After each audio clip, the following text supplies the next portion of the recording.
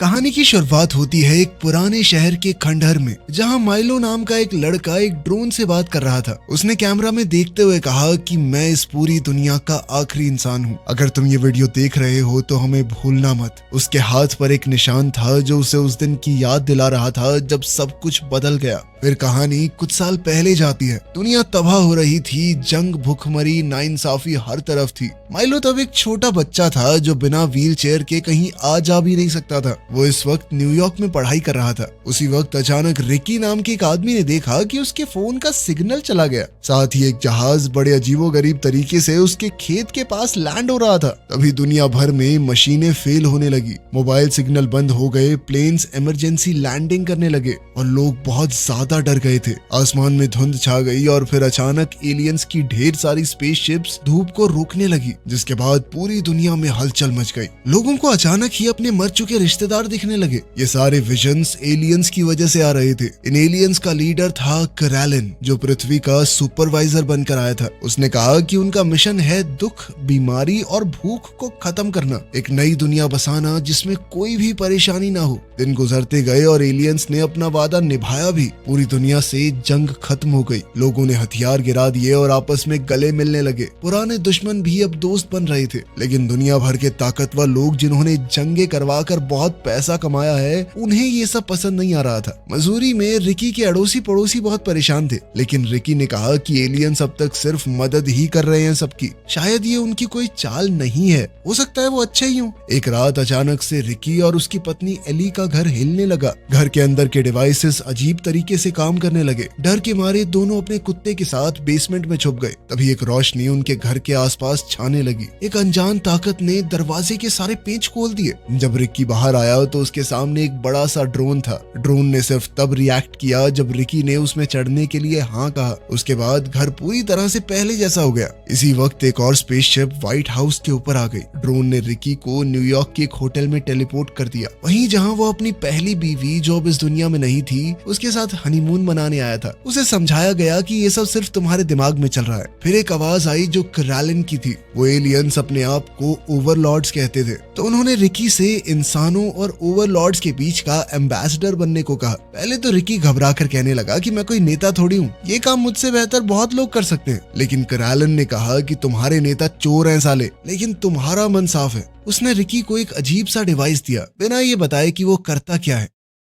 दूसरी तरफ एक माँ ने अपने बीमार बच्चे को एक स्पेसशिप की तरफ उठाया। कुछ देर बाद रिपोर्टर्स और सरकार के लोग रिकी के फार्म हाउस में पहुंच गए, जहां ड्रोन ने रिकी को छोड़ा था। पुलिस वालों ने उसे घेर लिया और कहा कि ये डिवाइस हमारे हवाले कर दो। जब रिकी ने मना किया तो उन्होंने धमकी दी कि अगर ऐसा नहीं किया तो अच्छा नहीं होगा तुम्हारे लिए। दूसरी तरफ एली इस पूरी वारदात को रिकॉर्ड करने लगी, ताकि रिकॉर्डिंग के चक्कर में पुलिस वाले कुछ गलत न करें। आखिरकार रिकी ने मजबूरन उन्हें वो डिवाइस दे ही दिया। वहीं दूसरी ओर ओवरलॉर्ड्स ने उस बच्चे को पूरी तरह ठीक कर दिया। कुछ घंटों बाद पूरी दुनिया से खबरें आने लगी कि चाहे कोई भी बीमारी हो जिसका कोई इलाज भी ना हो, धीरे धीरे सारी खत्म हो रही हैं। लोग अपने आप ही ठीक हो रहे हैं। रिकी को व्हाइट हाउस बुलाया गया, जहां उसने पूरी दुनिया को बताया कि उसे ओवरलॉर्ड्स ने अपना एम्बेसडर बनाया है। लेकिन रिपोर्टर्स के सवालों का जवाब ना दे पाने की वजह से रिकी नर्वस हो गया। जब उसने कहा कि करैलिन दुनिया के सामने आने के लिए अभी तैयार नहीं है। जब उससे पूछा गया कि एलियनों का सरदार इतना अच्छा है तो दुनिया के सामने क्यों नहीं आता, तो उसने कहा कि अभी वो तैयार नहीं है, समय सही होगा तो आएगा। जब भी करैलिन को रिकी से बात करनी होती, वो ड्रोन उसे ले जाता और रिकी को ऐसा ही लगता कि वो उस होटल में है। महीनों बीत गए और ओवरलॉर्ड्स ने भूखमरी और गरीबी जैसी परेशानियों को दूर कर दिया। रिकी का काम था सभी देशों के बीच में अच्छे संबंध बनाना। कुछ लोग अब भी एलियंस पर भरोसा नहीं कर रहे थे।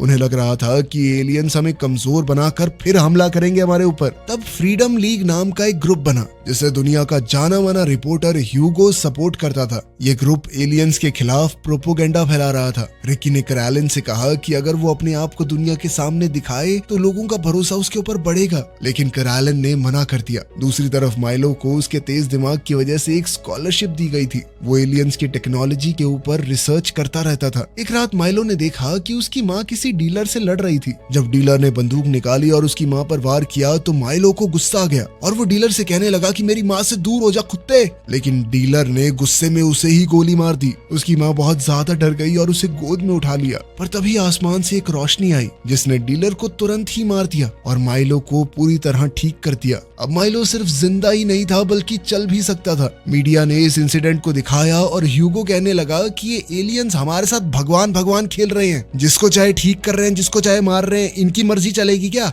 मसूरी में रिकी और एली के बीच झगड़ा हो रहा था क्योंकि रिकी एलियंस का एम्बेसडर बनने के बाद अक्सर गायब रहता। एली को समझ नहीं आ रहा था कि उन्हें शादी करनी भी चाहिए या नहीं। तभी रिकी को बाहर से कुछ आवाज आई और जब उसने बाहर जाकर देखा तो उसे किसी ने बेहोश कर दिया। जब वो होश में आया तो उसने देखा कि फ्रीडम लीग के लोगों ने उसे किडनैप किया था। उसे एक बेस में ले जाकर जेल में बंद कर दिया गया। अगले दिन ह्यूगो उससे मिलने आया और कहने लगा कि वो ओवरलॉर्ड्स के दिए हुए सभी गिफ्ट्स को तबाह करना चाहता है ताकि इंसान फिर से पावर में आ जाएं। लेकिन क्रैलन ने किसी तरह पूरी दुनिया में ये सब कुछ लाइव दिखाना शुरू कर दिया। जब ह्यूगो ने रिकी को मारने का हुक्म दिया तो एलियंस ने टाइम को रोक दिया। एक ड्रोन आया और रिकी को उसी होटल में ले गया। वहाँ पर उसकी मर चुकी पत्नी भी खड़ी थी। रिकी थोड़ा इमोशनल हो गया लेकिन वो समझ चुका था कि ये सब सिर्फ उसके दिमाग में है और एली के पास अपने घर वापस लौट आया।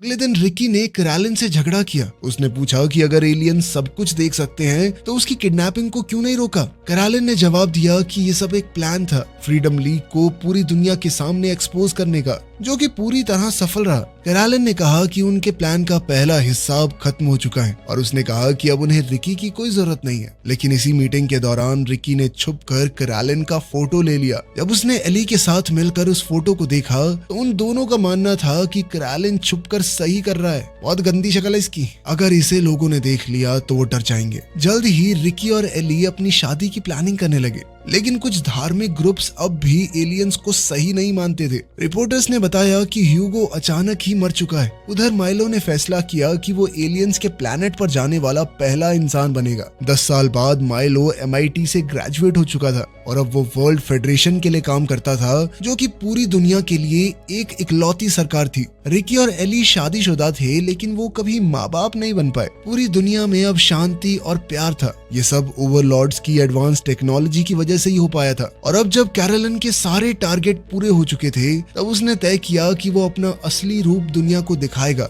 एक स्टेडियम में बहुत ही बड़ा इवेंट ऑर्गेनाइज किया गया। वहाँ एक स्पेसशिप लैंड हुई और 2 बच्चे भागते हुए कैरोलिन को लेने गए। लेकिन जैसे ही कैरोलिन बाहर आया सब चौंक गए। उसकी सूरत बिल्कुल डेविल जैसी थी। कुछ लोग तो उसे देखकर डर गए। लेकिन सब कुछ पहले जैसा ही चलता रहा। साल गुजरते गए, पृथ्वी अब एक जन्नत बन चुकी थी। ओवरलॉर्ड्स अपनी स्पेसशिप से इंसानों को बस देख रहे थे। दुनिया में कोई बीमारी नहीं थी, बिल्कुल शांति थी। लेकिन माइलो भविष्य के लिए काफी डरा हुआ था। अब कोई प्रॉब्लम ही नहीं थी तो लोगों को साइंस से कोई मतलब ही नहीं था। जल्द ही सारे स्पेस प्रोग्राम्स को भी बंद कर दिया गया, जिसके बाद माइलो की भी नौकरी चली गई। उसके बाद उसने अफ्रीका की एक रिसर्च फैसिलिटी में नौकरी ले ली, जहां उसकी मुलाकात रेचल से हुई। उन दोनों के बीच बनती हुई बात अच्छी थी। एक रात रिकी ने देखा कि उसके घर के बाहर वही लाइट फिर से दिख रही थी। वो उस रोशनी को फॉलो करते हुए बाहर की तरफ गया और वहाँ क्रैलन उसका इंतजार कर रहा था। क्रैलन ने रिकी से माफी मांगी और एक बहुत बड़ा राज उसके सामने खोला।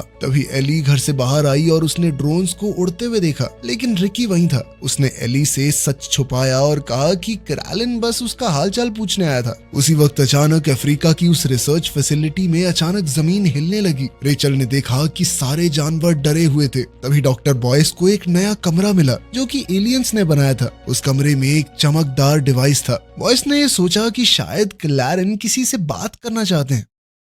उसी रात अमेरिका के एक इलाके में टॉमी एक बुरे सपने के साथ उठा और देखा कि एक ड्रोन उसके घर के आसपास घूम रहा था। ड्रोन की रोशनी उसकी माँ एमी के पेट पर फोकस कर रही थी। ड्रोन चला गया लेकिन एमी ने जेक से कहा कि हमें बच्चों को बचाना होगा। फिर उसने टॉमी के बारे में पूछा। जेक गैराज में गया और टॉमी उसे वहीं मिला। जब जेक ने लाइट जलाने की कोशिश की तो लाइट में शॉर्ट सर्किट हो गया। टॉमी ने डरावने अंदाज में कहा कि सब कुछ खत्म हो जाएगा दोबारा शुरुआत होने से पहले। और जैसे ही जेक ने अपने बेटे टॉमी को बुलाने की कोशिश की तो टॉमी ने उसे इतना जबरदस्त धक्का मारा कि वो दीवार पर जाकर लगा। अगली सुबह जेक और एमी के बीच बहुत बहस हुई। जेक ने कहा कि टॉमी दिन भर से अजीब बर्ताव कर रहा है। उसकी आंखें ऐसी लग रही हैं जैसे वो मर चुका हो। एमी ने ने भी कहा कि वो अक्सर पेट में दर्द के कारण नींद में चिल्लाता है। कुछ दिन बाद उन्होंने काउंसलर पेरिटा को बुलाया। उनकी बातचीत के दौरान टॉमी ने उसे बताया कि उसे दुनिया तबाह होती हुई दिखती है, जैसे एक बहुत बड़ी आंख सूरज को ढक रही हो। उसके हिसाब से ये उसका कोई भ्रम नहीं है, बल्कि आने वाले कल की सच्चाई है। जब पेरिटा ने ज्यादा सवाल किए तो टॉमी को और भी आवाजें सुनाई देने लगी। वो बहुत डर गया और आखिर में उसने एक बच्चे के रोने की आवाज सुनी तो वो वहाँ से भाग निकला।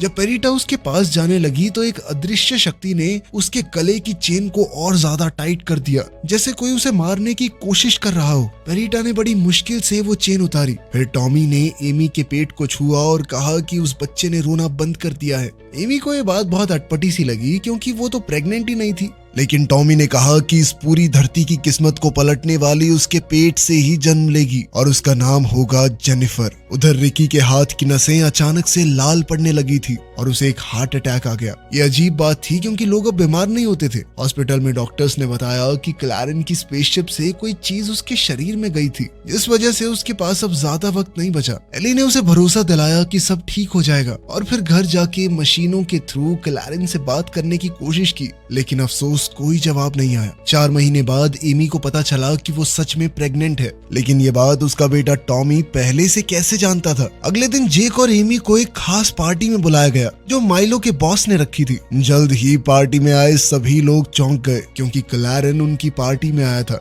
सबको बताया गया कि ओवरलॉर्ड्स कुछ जानवरों को अपने प्लेनेट के जू में भेज रहे हैं। माइलो ने क्लैरेन से पूछा कि तुमने साइंस को हमारी दुनिया से क्यों खत्म कर दिया। क्लैरेन ने जवाब दिया कि इंसान साइंस की मदद से खतरनाक शक्तियों के करीब आ रहे थे, जिन्हें वो कंट्रोल नहीं कर पाएंगे। मौका मिलने पर क्लैरेन एमी को अपने साथ एक खास कमरे में ले गया और उसे बोर्ड पर हाथ रखने के लिए कहा। तब क्लैरेन ने उस जीव से बात की जो एमी के अंदर पल रहा था। उस रोशनी से आसमान में एक निशान बन गया। एमी ऐसी लग रही थी मानो किसी के वश में आ गई हो, और टॉमी बोर्ड से निकल रही गाइड के सहारे छत पर गया और बोला, जेनिफर जाग गई। इतना कहते ही वो नीचे गिर पड़ा। क्लैरेन ने कहा कि एमी का काम पूरा हुआ, लेकिन उन्हें अब और लोगों की जरूरत होगी। उधर टॉमी जमीन से 2 फुट ऊपर हवा में तैर रहा था। जेक उसे देखते ही घबरा गया और गले लगा लिया। एमी भी भागकर अपने परिवार से मिली और सबने पार्टी छोड़ दी। रास्ते में एमी को बहुत दर्द होने लगा। दूसरी तरफ माइलो समझ चुका था कि क्लैरेन जिस रोशनी का इस्तेमाल बार बार करता है वो दरअसल उनकी एलियन लैंग्वेज है। उसने एक खास निशान बनाया और रिसर्च करने लगा। रेचल ने देखा कि माइलो उस निशान को सारे तारामंडलों से मिलाकर देख रहा था, और आखिरकार उन्होंने हिसाब लगाया कि ये करीना सिस्टम नाम का एक तारामंडल है, जो जरूर इन एलियंस का असली घर होगा। अगले दिन क्लैरेन फिर रिकी के घर आया। उसने रिकी को एक दवाई की बोतल दी और कहा कि ये तुम्हारी तबीयत ठीक कर सकती है। इस सब के बीच क्लैरेन ने एक खास राज की बात बताई। रिकी को नपुंसक किसी बीमारी ने नहीं, बल्कि उसने खुद बनाया था। उसने कहा कि मैंने ये दया खाकर किया है तुम्हारे साथ, क्योंकि धरती का वक्त खत्म होने वाला है और जिन लोगों के बच्चे हैं उन्हें ज्यादा दुख पहुंचेगा। ये सुनकर एली गुस्से में चीखने लगी। अब उसने गुस्से में आकर क्लैरेन पर गोली ही चला दी। जमीन पर गिरते हुए क्लैरेन ने कहा कि मैं तो सिर्फ तुम्हें दर्द से बचा रहा था। रिकी को ये सब ठीक नहीं लगा और उसने वो वाली बोतल क्लैरेन को पिला दी, जो तुरंत ही ठीक हो गया। दूसरी तरफ बॉयज को समझ आया कि क्लैरेन ने उससे जानवर इसलिए मांगे थे क्योंकि वो एक नई जगह बना रहा है, एक नई दुनिया।